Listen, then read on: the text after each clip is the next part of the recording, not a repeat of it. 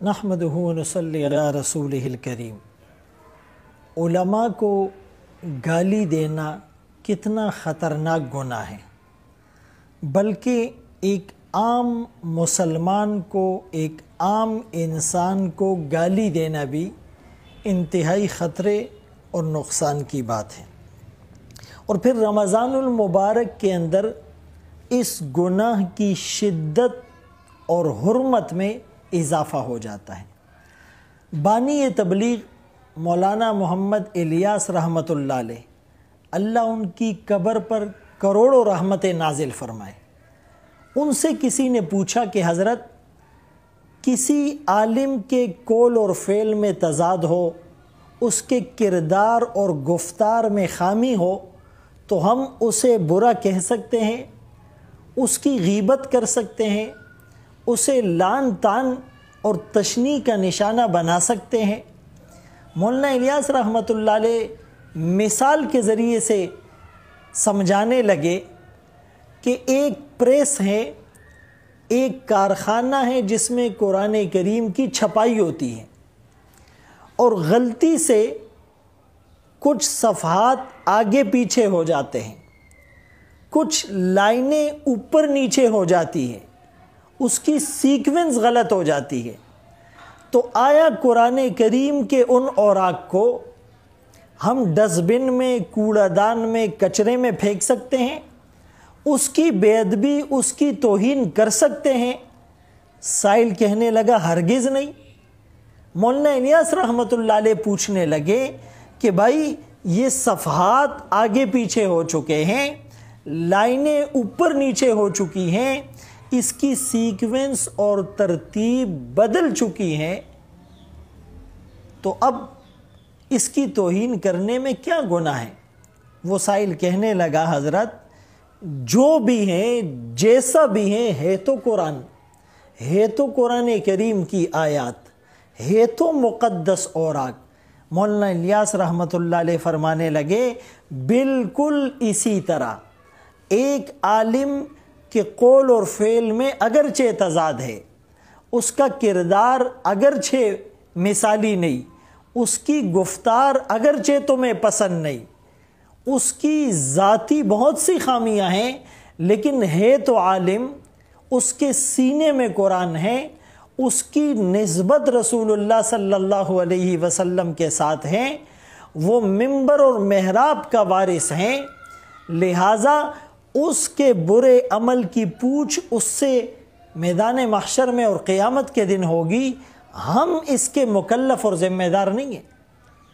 اور پھر اگر وہ غلط کام کرتا بھی ہے، ایک عالم اس کی اصلاح کرے، ایک عالم اس پر تنقید کرے، یہ تو کچھ سمجھ میں آنے والی بات ہے، لیکن ایک عام آدمی وہ تنقید کے نشتر چلاتا ہے اور کریٹیسائز کرتا ہے، کریکٹر ایسیسینیشن کرتا ہے، تو یہ انتہائی خطرے اور نقصان کی بات ہے۔ اور پھر اگر کسی کو منع کیا جائے، کسی کو سمجھانے کی کوشش کی جائے کہ بھائی یہ تمہارے ایمان کے لیے خطرے کی بات ہے، تو وہ آگے سے جواب دیتا ہے کہ جی یہ تو علماء سو ہیں، اور جو فضائل تھے وہ تو علماء حق کے لیے تھے۔ تو کتنی بدقسمتی کی بات ہے کہ علماء حق اور علماء سو کا فیصلہ بھی عوام کرنے لگے ہیں۔ یعنی اپنے جوتے کی گانٹھ کے لیے کوئی نائی کے پاس نہیں جاتا، اپنے بال کٹوانے کے لیے کوئی درزی کے پاس نہیں جاتا، اپنا سوٹ سلوانے کے لیے کوئی سبزی والے کے پاس نہیں جاتا، سبزی خریدنے کے لیے کوئی کپڑے والے کے پاس نہیں جاتا، کپڑا خریدنے کے لیے کوئی سونار کے پاس نہیں جاتا، سونا خریدنے کے لیے کوئی لوہار اور بھٹی میں نہیں جاتا۔ یعنی ہر چیز کی اسپیسیفک چیزیں ہیں۔ یعنی ڈاکٹر بننے کے لیے آپ کو میڈیکل کالج جانا پڑے گا، انجینئر بننے کے لیے آپ کو انجینئرنگ کالج جانا پڑے گا، اور آپ کو بیچلر آف ایجوکیشن کے لیے آپ کو اس کی خاص یونیورسٹی میں جانا پڑے گا۔ لیکن دین بیچارہ اتنا مظلوم ہے، علماء بیچارے اتنے لاوارث ہیں کہ جس کے جی میں جو آئے، جب آئے، جیسا آئے، جہاں آئے، وہ فوراً اس پر وار کر دیتا ہے۔ لہٰذا گالی مولانا طارق جمیل صاحب کو دی جائے یہ بھی برا ہے، گالی مولانا فضل الرحمان صاحب کو دی جائے یہ بھی برا ہے، گالی ڈاکٹر منظور مینگل صاحب کو دی جائے یہ بھی برا ہے، گالی کسی عام عالم کو دی جائے یہ بھی برا ہے، گالی کسی عام انسان کو دی جائے یہ بھی برا ہے، ایون کہ گالی غیر مسلم کو دی جائے یہ بھی برا ہے۔ نہیں، گالی اور گولی کی سیاست سے ہم کب باہر آئیں گے؟ اسی لیے خدا را آپ اس بات کو یک طرفہ نہ لے۔ میں کسی پارٹی یا کسی جماعت یا کسی اسپیسیفک عالم کی فیور کی بات نہیں کر رہا، میں اللہ رسول کی بات کر رہا ہوں۔ رمضان المبارک کے اس مقدس مہینے میں اپنی زبانوں کو غیبت سے، چغلی سے اور گالی سے اور بیہودگی سے اور بیہودہ گوئی سے آپ کیوں آلودہ کر رہے ہیں؟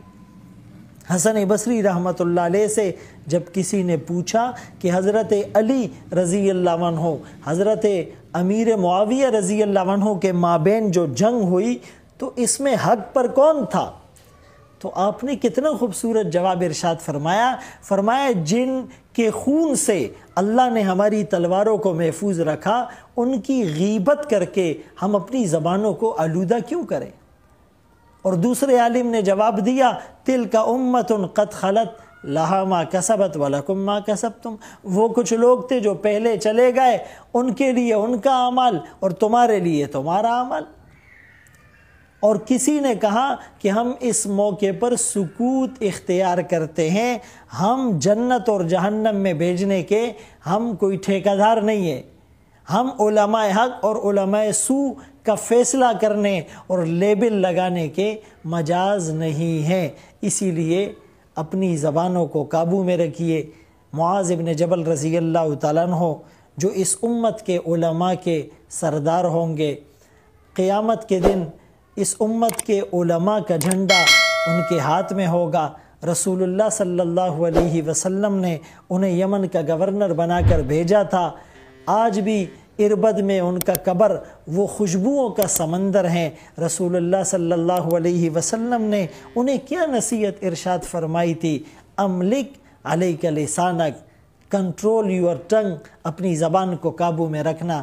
22 ویلر ٹرالر کو بریک لگانا آسان ہے، زبان کو قابو میں رکھنا مشکل ہے۔ رسول اللہ صلی اللہ علیہ وسلم کا فرمان ہے، 2 چیزوں کی ضمانت مجھے دو، جنت کی ضمانت مجھ سے لے لو، ایک جو 2 جبڑوں کے درمیان یعنی زبان، اور دوسری جو رانوں کے درمیان یعنی شرمگاہ کی حفاظت، اور ضمانت تم دو، جنت کی ضمانت رسول اللہ صلی اللہ علیہ وسلم دے رہے ہیں۔ اللہ عمل کی، سمجھ کی توفیق نصیب فرمائے۔